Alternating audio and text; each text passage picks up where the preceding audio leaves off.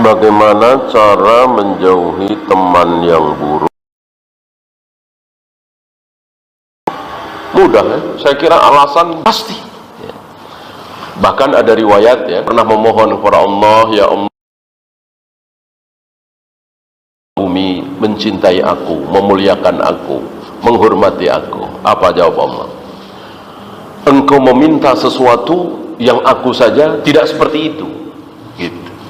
Ada nggak orang tapi menjelek-jelekkan Tuhan? Ada nggak orang ya kafir ya bahkan mungkin ngaku Islam ya, tapi menyalah-nyalahkan Allah, menjelek-jelekkan Allah? Ada nggak? Ada. Allah saja nggak selamat, dijelek-jelekin. Tuhan tidak adil, Tuhan tidak tahu diri, Tuhan begini, Tuhan ada. Maka kita jangan bermimpi. Gimana caranya supaya tetangga saya, kenalan saya, saudara saya, kerabat saya nggak ada yang benci kepada saya? Ini mimpi. Berbiarin ya, pasti ada terang-terangan atau di belakang, ya biarin aja, pastilah. Apalagi antum punya prinsip nggak mau berbuat syirik, nggak mau berbuat bid'ah, nggak mau berbuat maksiat, pasti ya. Maka jangan pedulikan dengan tanggapan manusia. Yang penting antum taat kepada Allah dan Rasulnya, mengikuti ajaran Allah dan Rasulnya, jauh dari syirik dan bid'ah, menggigit sunnah Nabi dengan gigi geraham. Orang mau bilang apa terserah, bukan urusan antum.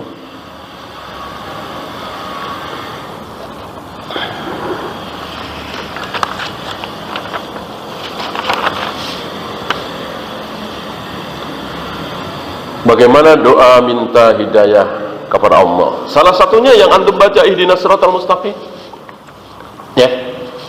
Tinggal antum khusyuk, antum hayati ketika antum membaca ayat itu. Dan itu kan setiap hari, dan bukan jalannya orang-orang yang sesat, yaitu Nasrani. Maka 17 kali minimal dalam sehari semalam kita memohon kepada Allah, jalannya Rasul dan para sahabat itu seperti apa. Jangan sampai kita mengikuti jalannya Yahudi, jalannya Nasrani. Di lapangan sebaliknya, justru banyak saudara-saudara kita menempuh cara Yahudi dan Nasrani, meninggalkan cara Rasul dan para sahabat ya. Memakan riba, bermain riba, judi asuransi, itu jalannya siapa? Rasul dan para sahabat apa Yahudi dan Nasrani? Yahudi dan Nasrani ya. Memperingati hari-hari tertentu selain Idul Fitri dan Idul Adha, ini cara-cara siapa? Rasul dan para sahabat apa Yahudi dan Nasrani? Rasul dan para sahabat tidak pernah merayakan sebuah hari dalam satu tahun kecuali dua, apa dan apa?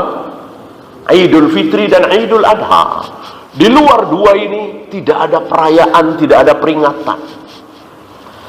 Yang sekarang ini entah berapa belas, berapa puluh dalam setahun, yang sifatnya keagamaan, nuzul Quran, Isra Mi'raj, tahun baru Islam, yang sifatnya nasional, yang sifatnya internasional.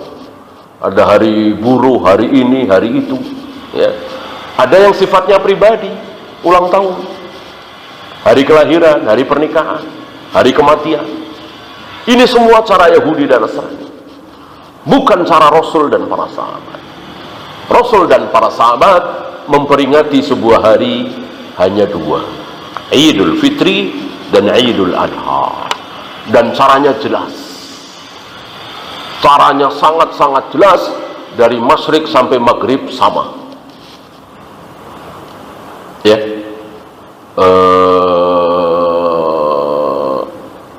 Sholat 2 rakaat dilanjutkan dengan khutbah 1 kali, tidak seperti khutbah Jumat yang 2 kali. Adakah dalil rupa iblis seperti apa? Tidak ada ya. Apa perlunya? Apa perlunya kita tahu kupingnya iblis seperti ini, rambutnya iblis seperti ini, hidungnya iblis? Apa perlunya? Ya.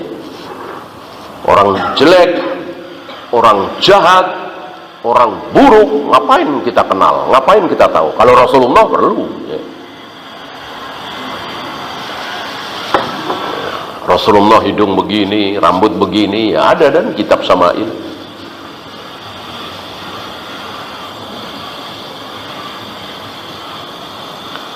Apakah setiap kita sedang lapar kita harus berdoa minta makan dulu sama Allah?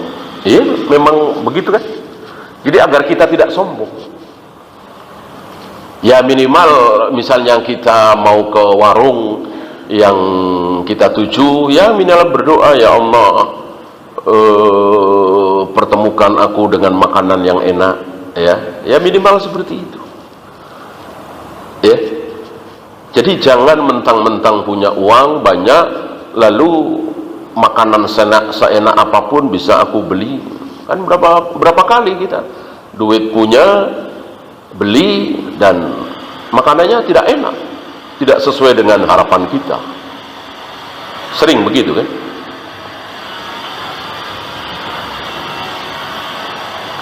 Sahkah wali nikah dan saksi nikah tidak sholat? Muslim ya. Kalau ketahuan jelas-jelas tidak sholat, sementara ada yang sholat, ya ngapain milih yang tidak sholat? Ya, kan ada kata-kata muslim adil. Tapi seandainya tidak ada, ya yang penting muslim. Kalau ada, cari yang sholat.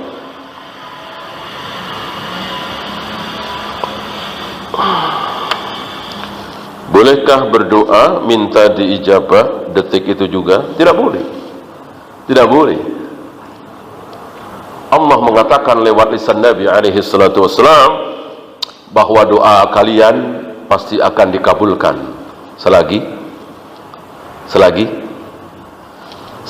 kalian tidak tergesa-gesa, terburu-buru. Ini kan tergesa. Biarkan Allah yang menentukan waktu, jangan kita. Ya Allah berikanlah aku anak. Udah begitu. Nggak usah ada 2 tahun lagi ya Allah ya. Seolah kayak ngancem. Nggak boleh kan? Berikanlah aku mobil ya Allah. Udah, jangan pakai bulan depan, tahun depan. Antum masih ingat ketika kita meminta kebaikan kepada Allah, maka akan muncul berapa? Akan muncul 3 apa? 3 kemungkinan. Ketika kita berdoa, minta anak, minta mobil, minta rumah, minta rezeki lancar, itu pasti muncul 3 kemungkinan, dan 3-tiganya baik. Satu dikabulkan. Dikabulkan. Mungkin sebulan berikutnya, mungkin 2 bulan berikutnya, mungkin setengah tahun berikutnya.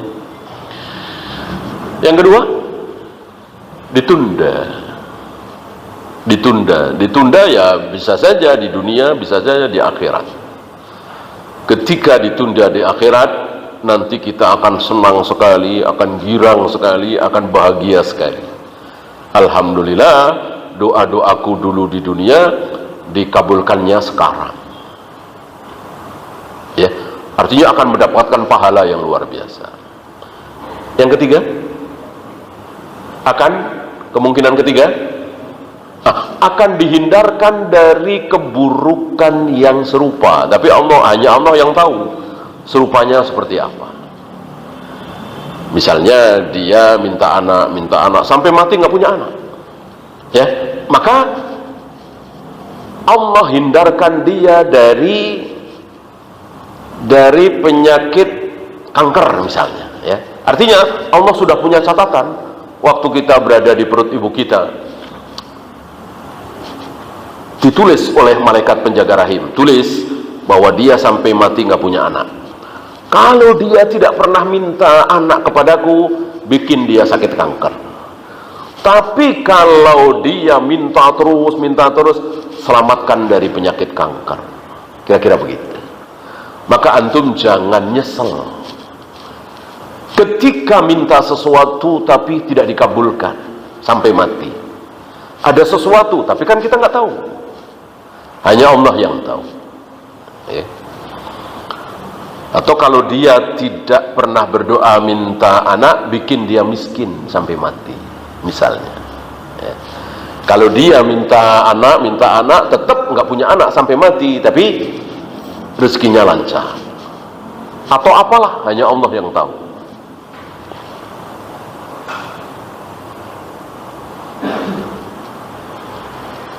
Apakah berbeda taubat dengan minta ampun?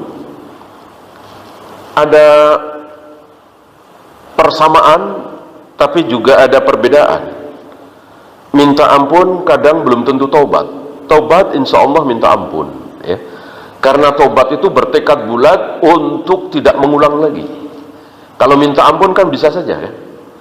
Astagfirullah, astagfirullah, ampuni ya Allah, tadi berbeda. Tapi besok ngulang lagi, bulan depan ngulang lagi. Nah, ini tidak sah taubatnya. Karena bertobat adalah bertekad tidak mengulang lagi.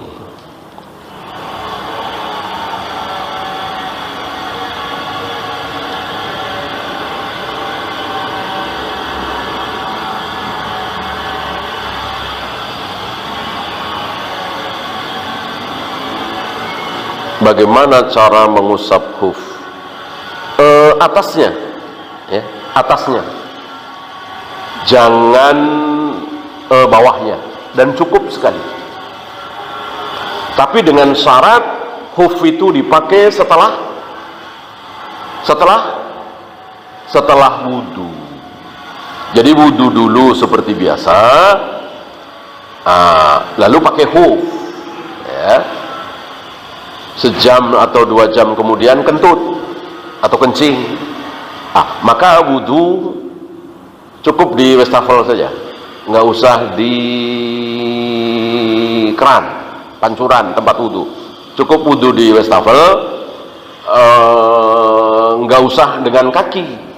Nanti khufnya itu diusap di atasnya sekali. Wallahu a'lam. Habis kita akhiri. Subhanakallahumma bihamdika asyhadu an la ilaha illa anta astaghfiruka wa atubu ilaik.